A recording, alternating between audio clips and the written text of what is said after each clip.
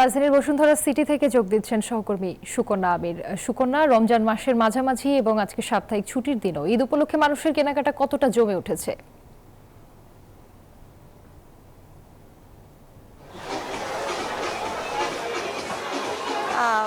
উৎসবকে আসলে রাঙিয়ে তোলে নতুন পোশাক।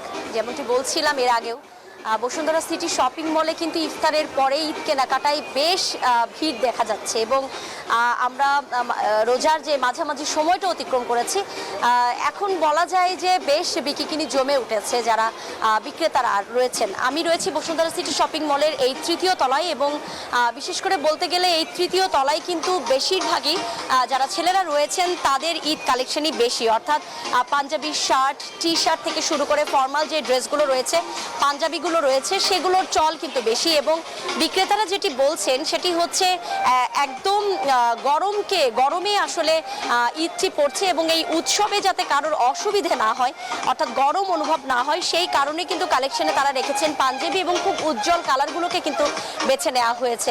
এবং এই যে আউটলেটগুলো রয়েছে, এই আউটলেটগুলোতেও কিন্তু বেশ মানুষদের ভিড় দেখা যাচ্ছে। দেশ জুড়ে তোলপা ওয়ালটন ফ্রিজ কিনে আপনিও হয়ে যেতে পারেন মিলেনিয়ার। এবং বিক্রেতারা বেশ স্বাচ্ছন্দ্যেই কিনছেন, বলছেন যে